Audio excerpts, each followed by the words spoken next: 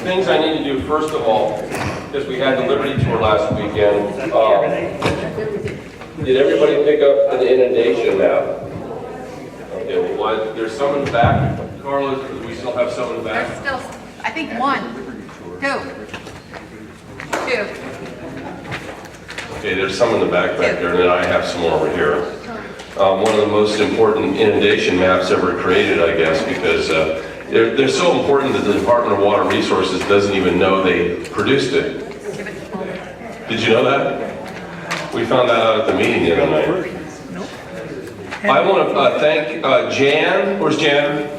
Back there. Chris, over there. Laverne, right there. Raise your hand. Come on, Laverne. That's it. Who else do we have here? Becky? Yes. And Jenny. Where's Jenny? There's Jenny back there. Thank you very much for all the stuff that you did, all the work at the Liberty Tour. Thank you very much.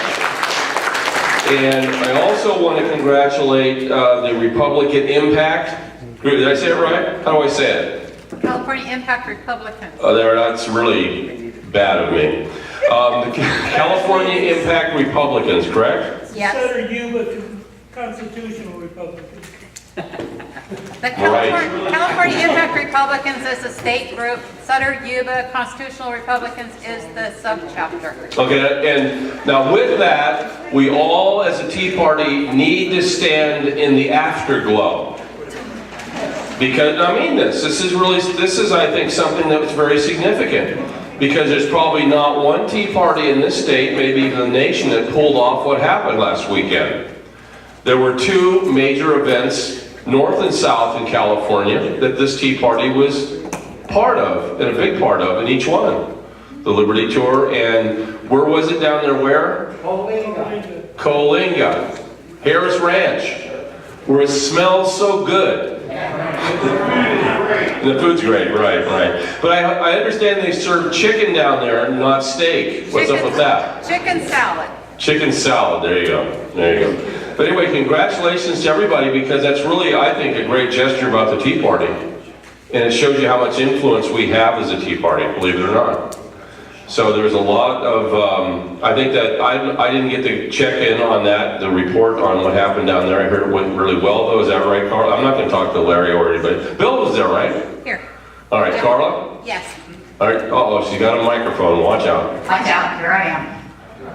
We will have a report of what happened at our Sutter Yuba Constitutional Republican meeting next Monday night. We'll have a full report.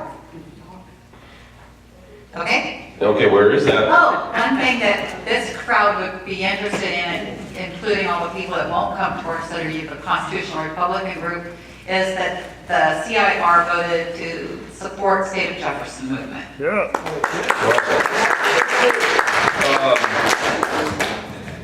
Okay, Carla, hold on to that microphone.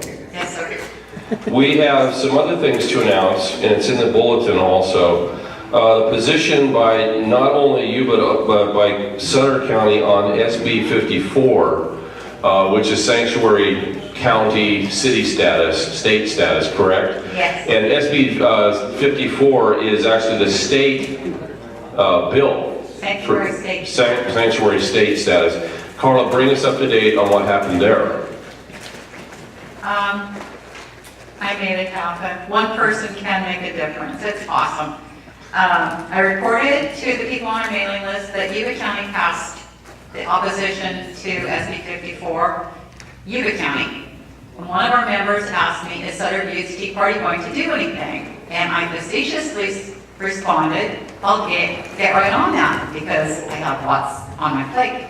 So I made a few phone calls, sent some emails, and got it on the agenda. Got a response from Sheriff Parker, and some of us went down, and 3 of us spoke up, but other people were there to support us. Laverne spoke up, Adrian spoke up, I spoke up. There was not one person speaking in favor of this bill, and the county council was going to give the supervisors an out announcing that there was a lawsuit that morning stopping Trump from doing something which has nothing to do with Sutter County. Right. And Matt Conant spoke up and wanted to take it to the vote, and in my speech I said we want it on the record whether you support law and order. So unanimously they supported law and order. Awesome. Except after that, Oh. they turned around and did not support law and order when they passed. They allowed somebody that's has a business on the Highway 99 corridor, has been breaking the law, and they went ahead and approved, even though the planning commission didn't recommend not approving, they went ahead and approved it, except Whitaker is the only one that voted against it. Well, but as far as the 54 bill, SB 54, both counties unanimous vote against. Yes. So that's congratulations. And I think that, a lot of the counties, mostly rural counties, of course, Los Angeles County in particular, I'm sure is going to say that they're going to go for it, but naturally they are because they're sort of the central part of that. But the vast majority of counties, as I understand it, will be voting against or have bills in their own county legislature to vote against sanctuary state status. So I think that's a marvelous thing that the counties of California are doing. Some things that are happening in California that are good. Okay, any questions before I get started into things? Okay, good. No, is there any questions about anything? Yes, sir. Is this inundation map exist with the total failure of the dam or just with the 700,000 seconds you're supposed to come over the... This inundation map right here is a map. I'll give you a little history. How many of you went on Thursday night to Gridley to listen to the DWR? Okay. We had a really good contingency and representative group there, I thought, as a Tea Party. And, okay, Carla's getting the microphone again. This is like a bad habit here. I am a bad habit here. One of Assemblyman Gallagher's staff has asked that as many of us show up as possible to these meetings so that Water Resources doesn't think that the people are complacent. And we need to show up in force if possible so that they know that people are interested. And at the last meeting, I don't know how many were there, our dam has natural spring. It's not leaking, it's a natural spring in our dam. So I think we should bottle Oroville dam water, help take the pressure off the dam. That's really good spring, I like that. And of course, we want to congratulate Agenda21 Radio for pointing out the natural spring in the dam to apparently a comatose group of people in the Department of Water Resources. Water's water, and water is seeping. You want to call it seeping. Some people say it's weeping, and I've even heard terms gushing from that little green leak there. So, and to give you sort of a little side note, Scott Cahill and his wife walked out there on a little visit, which I'll tell you about here in a second. But this inundation map that you see here, I'll tell you a little bit about it. This is kind of interesting, and you're going to get the real talk about what's going on with the Department of Water Resources. They apparently are unaware of this map. I was there the other night, and I watched this discussion about, a lady came up and wanted to know about an inundation map. She saw it on the slide projector, the PowerPoint that they had. It was an inundation map that was made by the University of California at Irvine, and it's not a real thorough inundation map, but it's very partial. And an inundation map is a map that's designed to show where the water is going to go, how fast it's going to go, and so on. And this inundation map was actually produced, first of all, in 2010 as part of the dam's inspection. And we got a hold of 4 of the inspection documents. And I talk about the reality distortion field. This was something that Stephen Jobs talked about when he first invented Apple Computer, and they went to the corporate level and they started selling apples out in the world. And there's this distortion field between what is reality and what is perceived by the public. Well, it's very clear that these people are living in their own reality distortion field, because these inspection reports that we got our hands on, I think it was February 15th or 16th, that we got these reports. This was part of the 2010 report, then they revised it in 2016. The same thing. And in these dam inspection reports, it points out all the problems that the dam had and still have, including the little green leak that they got. Natural spring. Natural spring, that's correct. We'll call it O water. Yeah, I'm sorry about that. Anyway, so the woman gets up there and talks about the inundation map, and she really didn't know the word even inundation and what it was. And it was clear to me she was talking about the inundation map, but it was not clear to the Department of Water Resources people she was talking about the inundation map. So they go back to the PowerPoint and they show this inundation map is totally inadequate that they're using, and they're going on, that was from the University of California, Irvine. And to all the credit of the people at California University at Irvine, they made the inundation map demonstration that they had there for only limited purposes, to show a certain part of what might happen to the dam if it goes.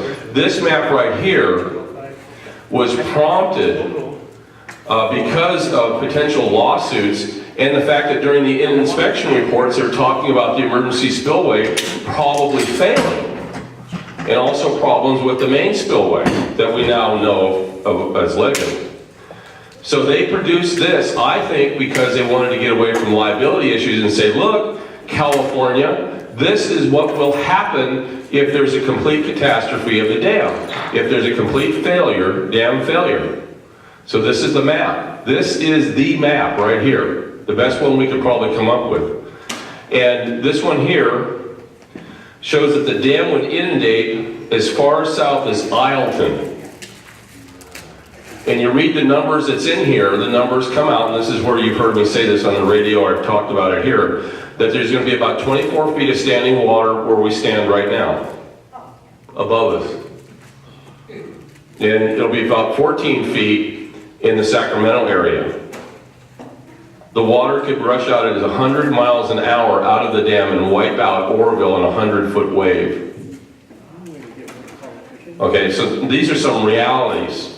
Now, they don't want to explain that to anybody. And that's why they were acting stupid and dumb up there. Some of them actually are educated and they do know this stuff. They're just not saying. That's the reality check. So that's why I wanted to get it to you, and I wanted to get it out to many people, because nobody's getting it out. I'll bring some tomorrow night. And I'll pass them out to everybody, as many as I bring. Mike? What's tomorrow? It shows, can you hear me? Yes? It shows that it gets to Yuba City, there you go, at 10 hours, I believe, is that correct? No. What, how many hours would it take to get to Yuba City? Maybe 30 minutes. 30 minutes. Is that what it shows on there, 30 Yeah, minutes? let me explain something. No, it doesn't show that on there. The reality check in these things, and this is what I've researched, and Scott Cahill and other people have said the same thing. Once it goes, and it comes at you out of the dam at about 100 miles an hour to 110 miles an hour. And then depending upon the lay of the land, it's going to get to you. It could be 30 minutes, could be 45 minutes. And I guess my point to all of you is this: if you go back and study on YouTube's dams that fail, and I'll walk you through the fail thing here in a minute. Dams that fail, there's always warning signs that they fail. And that's where you get time. That's where you buy time. And that's what I'm trying to get these people to understand. It's really, really apparent to me that either these people at the Department of Water Resources are playing stupid, or they are stupid and don't know what I'm telling you. But I find it kind of amazing. I'm not an engineer, but I can go study these things and figure out and talk to people what might happen in a full-on scenario when the dam goes. But in almost every case where there's been a dam failure, there have been signs that have given people hours, I'm saying hours, maybe 4 or 5 hours to get out of town. And those are the signs you need to look for or hear about or be aware of. Like the seeping that's happening at the dam is called a clue. In almost every one of these earthen dams, water seeps from the dam, sometimes to the point where it really starts to flow out quickly. Now this over here, has been around for a long time. Those of you that have been long timers, I guess I'm a long timer. The first time I was up on the dam was in 1990. That spot was up there growing grass. But this is I've seen it many years, been out there many times, hiked out that area and seen it. Never hiked up there. But the problem with it this year is there's just too big and too much. And this is where Scott Cahill comes in, and this is where the explanation of why it's so important that you understand the particulars of the dam in a realistic fashion. When a dam goes, it's called dam failure. And it gets into what's called failure mode. The fail continues until it stops. And it stops naturally. Here's what you have at the dam, and this little spot of water can be critical, even though it might be a spring. And what they're saying when they say a spring is that from the indigenous wall there that the wall or the dam has been butted into, there's this natural, they say there's a spring there, and that spring is going laterally down the dam. I'm not buying that. And I think in a good day, or back in the day, maybe that was the case. But I think, what we got, this is news, it's going to come out tomorrow. We got information from people that there are people that are saying inside the DWR that there are some structural problems with the dam. And they're ready to talk publicly about it. And I raised my hand and says, we'll be more than happy to facilitate. I don't know what's going to happen. That was news we had confirmed by our sources today, that they are very concerned about the structural integrity of parts of the dam. And no one's talking about it. Or at least they're trying to squelch it. Yes, ma'am. So, are you saying that we should hear that news tomorrow, or in the next day or so? Well, let me tell you this, I'm not sure how they're gonna roll it out, but I was informed of that this afternoon, just before I came over here. I heard about this morning, and I got a confirmation this afternoon before I came over here. I'm just telling you straight up, people say, oh, you're a fearmonger and all that.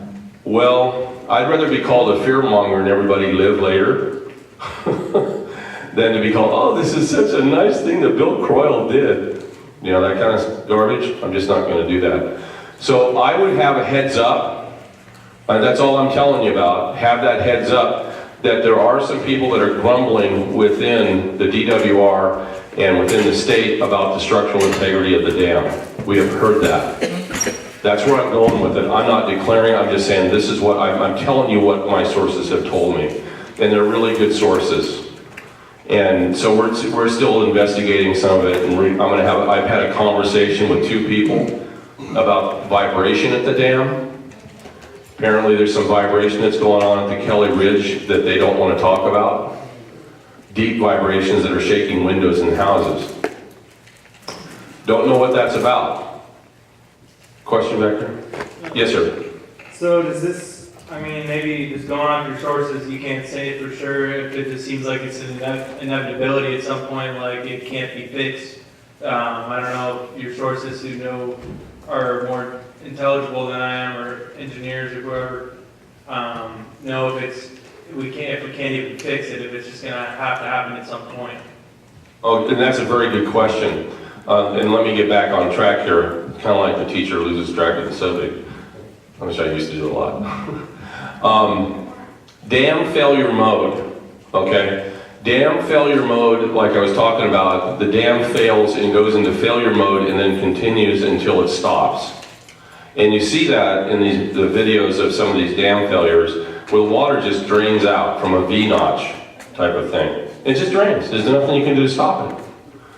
And what the combination is that there's back pressure of water against the dam wall, and it finds a port in a natural, not a concrete dam, but in a dirt, earth and fill dam, and it starts to pipe, and it starts to force water under pressure out that port, and pretty soon the water comes through on the other side.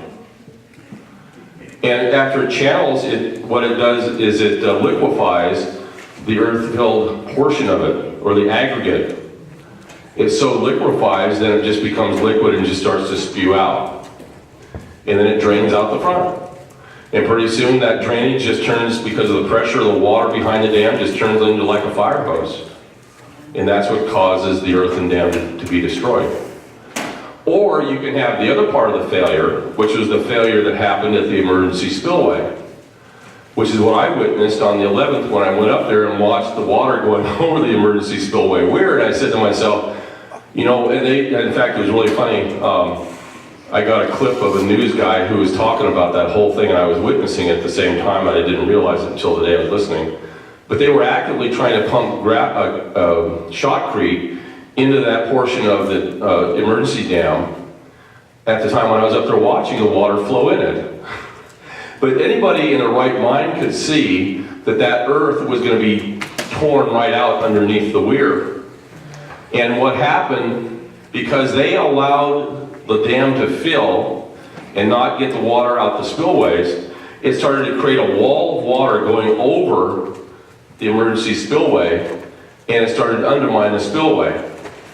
And that's where the sheriff came in, and he said, well, how many feet, you know, do we have before this thing starts to go to a complete collapse? And that's when the guys in the dam said, well, we got 30 feet, which meant 1 hour to get people out. And it was lucky that they opened up the spillways and got more water out and brought that water level down over the emergency spillway. That's the thing that saved all of our lives. The sheriff did that. And that was the emergency spillways failure. It was in failure mode and would have continued in failure mode had they not dropped the water level by opening the main spillway gates. Does that make sense? Allowing more water to go over the damaged spillway. But the problem is they should never have allowed that situation and that scenario to come about. And the reason why they did that is they were trying to protect the fish downstream, the hatcheries. Both of them. What? Both of them, yeah. And what was really funny the other night at that meeting, they emphasized what a great job they had done to save the fish. Whoa. Not a good idea with that crowd. Talk about pouring salt into the wound. People were going ballistic, including myself. Yes, sir, you have a question? Yeah, Paul, when during the meeting, one of the guys that claimed to be an engineer said that when they were talking about the leak, the spring, that he recommended that they put a slurry inside the dam itself. Would that correct the problem that's going on as far as that spring, or not? Okay, Scott Cahill, who walked out there. Scott Cahill and his wife Lisa, who, by the way, she's an expert in dams as well. She's a safety engineer for dams. She has her own corporation, a big one. And they both recommended to stop that, to have an aggressive grouting program. Now, they have made their services available free to these people, and they've not been contacted back. But there's a lot of places when you walk the dam and looked at the dam that there's some basics that just need to be done, like a grouting program. That's just part of the maintenance that goes on. It doesn't cost much money. But an aggressive grouting problem. See, the problem that we have with that water up there is still moisture going through the dam face. Hello? And they need to recognize that. They don't even recognize it. And that's just how stupid this is. You know what I'm talking about? I mean, it's just, you don't have water coming out the front of a dam. I mean, I get it. You know, you can go to Hoover Dam, you can go to Shasta Dam, and you'll see where the concrete comes together. There's seepage a little bit where it discolors the concrete. Well, that isn't water gushing out, as it was described to me by two different people, including Scott Cahill. So that is a problem, in my opinion. Now, I know it's a big, thick dam and everything, but there's a lot of pressures. Now, I want to go through some failure modes here for you real quick. We have an article that we just completed. It took about 3 weeks to write it. It's up on our website, Agenda21Radio.news, and it lists the 5 major areas of failure going on right now. The main spillway, that's in failure mode. Okay? The emergency spillway failed and in failure mode cannot be used. They recommend do not use the emergency spillway. The other one is the RVOS system, which is like the plug underneath the dam. That has not been fixed in like 20 years, and they claim they're going to have it fixed this month. Okay? It's not working. So now you've got 4 ways to get water out. One's in complete failure mode. The other one's in failure mode and failing, but still being used because it has to. The other one is not working, so it's failed before it even got started. And then you have the Hyatt power plant, which is offline for at least, they've got 6 turbines. 3 of the turbines are offline right now. Isn't that correct? There's only one working. Okay, that's right, they brought it all. There's only one working, it's what, 5,000 CFS? Or 5,000 or 6,000 CFS that's being drained, but the problem is this, is that the longer that they have the main spillway open, the more debris that's going to fill up in that channel and cause a backlog of water up against the Hyatt power plant, and they won't be able to get water out. So let's review this. You've got 4 ways to get water out. All 4 are compromised, and 3 are in failure mode. Now, I don't know about you, but that's kind of like alarming when you're talking about the biggest dam in the United States and one of the largest earthen-filled dams in the world with the largest mass of water around it, some of it in the world, compared to the dams. That's called like a problem. And then you still have snowmelt in all the dams. There's 9 of them upstream in the 3 forks of the Feather River that are completely topped off with water. Oh, by the way, what was the temperature today? 90 or something like that? Laverne? Look out. What is it that I've been hearing about some kind of blasting in the back of the dam? What are they doing? Oh, it's no Is big that misrepresentation or is it scary as hell? No, it's beyond hell scary. Scott Cahill has no rational explanation for why they're doing the blasting. And he's like the guru of the United States in dams. And in my report, there's a YouTube report out there that's wildly popular, I guess. People are just going crazy and they're criticizing the way we do things. It's great. But the point that he makes about the blasting is that no one ever does this kind of stuff. Now, this is where the blasting is taking place. And it's kind of interesting. They say that they have to remove some of the overhang in that gulch, if you will, that's on the south side of the main spillway. It's been carved out. And so they're using low-level explosives in a pattern to move the soil. Okay, I watched the videos of them doing that, and I can't for the life of me understand why they can't use an excavator to move it out with a bucket. Listen, I know about the soils. I used to be a landscaper back in the day. I kind of get it, and I've hiked around that facility. It's soil, it's not rock. So why they're doing that, all I know is this, and this is what Scott says, the blasting regime is not far. It's just maybe 50 feet from the remainder of the spillway. But the problem is this, is the vibration from the blasting, which they say, and I really feel totally not assured by this, it's going to shake the valves that are responsible for opening and closing in the main spillway. And Scott is very concerned that if those are misaligned because of excessive vibrations from the explosions, that will permanently damage, as they try and move those things up and down, it could damage them to the point where they stop functioning. And if that's the case, if we have water coming into the dam, we have what is known as a runaway dam. And you saw a runaway dam on February 12th. Because if you go back and look at the videos of February 12th and 13th, you'll see a wall of water going over the emergency spillway of about, some estimates were 9 feet. That's why they had to get that water down to save that, because the big thing, and again, I was right in the very beginning of my estimate, I'm really patting myself on the back because people were calling me Looney Tunes and Merry Melodies, but I was 110% right, and you heard them actually admit to this the other night.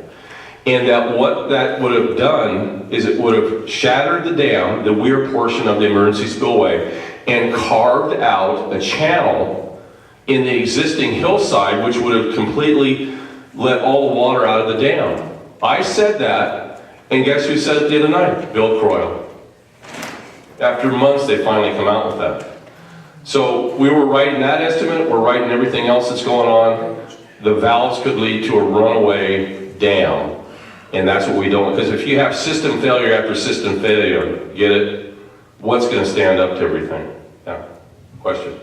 Yeah, I have on my phone that News, I guess it's out of Chico, and I read that they said that the emergency spillway worked just fine. Is that what they said? After they cleared all the brush? That's what he said. Nice. And also, are these the same people that are gonna give us the emergency alert on our phones? Yep. Can we trust them? Nope. Yes and no. Right now, and this is, I guess, what I need to advise you guys on, because it's still kind of, you need to have a plan. That's why I want these inundation maps in your hands, so you understand the level and degree, and so you can make your own plans. But you have to be aware of what's going on. We don't have air raid sirens or anything like that to let us know.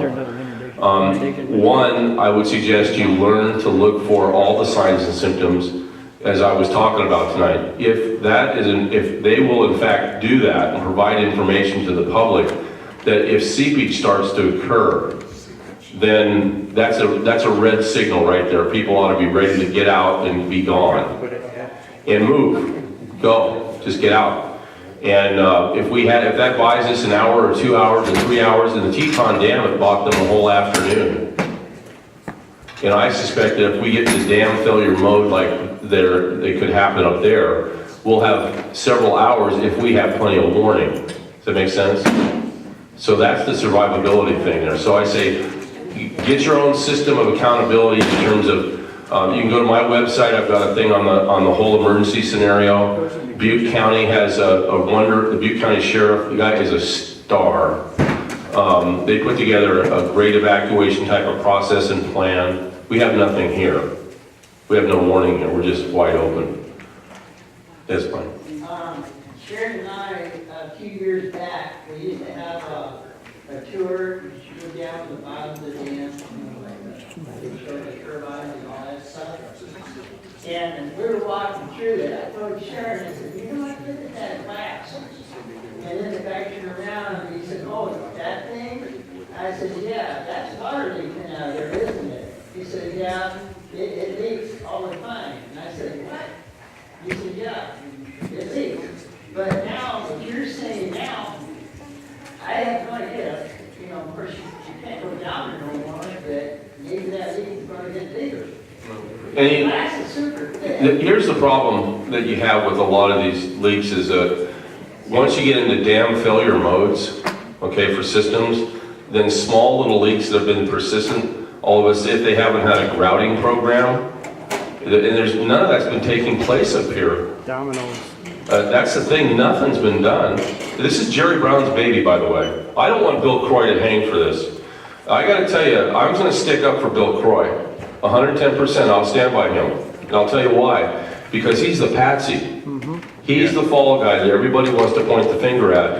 And how many went and saw that at the meeting the other night? How many came away with that conclusion? He's completely the patsy. Yes. He was put in by Jerry Brown after Jerry Brown's friend retired as the DWR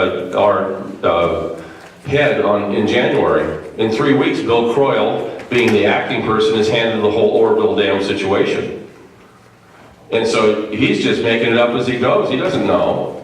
I don't blame him. In fact, if you notice, the meeting technique that was used the other night is called a Delphi meeting technique. And that's a meeting technique that I know how to do. I've done a very good job of it over the years.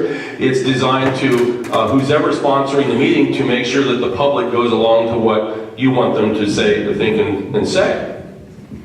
And there's a way that you can organize it and carry it. They had a minder, basically, a guy who was telling people how to behave and give me your card and shut up and all this stuff and be nice little students in 2nd grade.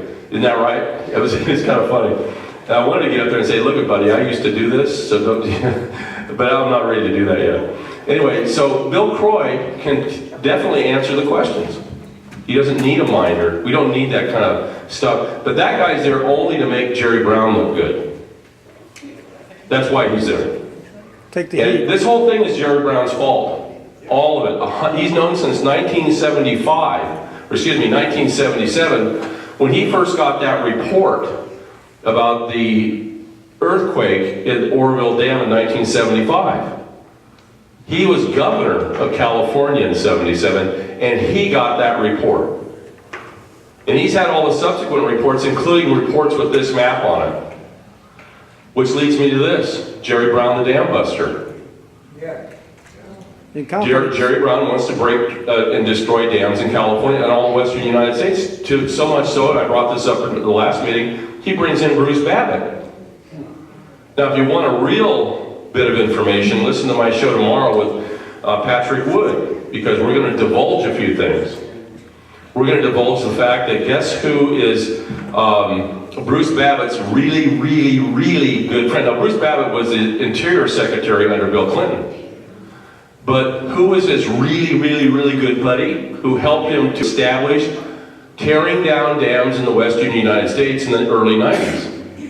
This has been going on since the early 90s under Bill Clinton. Did you know that? Excuse me, Paul? Yes. I hate to interrupt you, but I've been notified we only got 10 minutes. Okay. When you're ready, Ricky has a question. Okay. Get the mic to him. This is who his good buddy is. His good buddy is John Podesta. John Podesta. Pizzagate. That's who Bruce Babbitt's good friend is. And Jerry Brown hired Bruce Babbitt to work on tearing down dams in California last July. He's a consultant downtown with Jerry Brown. Now, I don't know about you, but the conspiracy theorists are here with a big tinfoil hat on. It's a wonderful thing to have this tin. You know, Johnny needs a new hat. Maybe a tinfoil one will work. Yes. Yeah, I think Bill Croyle, I think he's a fall guy. He made a serious error the other night at the end of that meeting there was a lady that asked, are we safe? Is the dam safe? And he says, absolutely, the dam is safe, and you can unpack your bags. And I think that was a critical error on his part.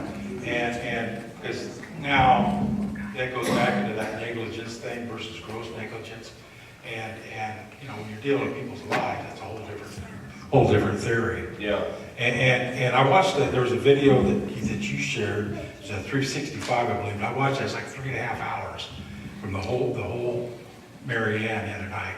And when that lady was there wasn't a whole lot of people left, but I think that was a critical mistake on his part.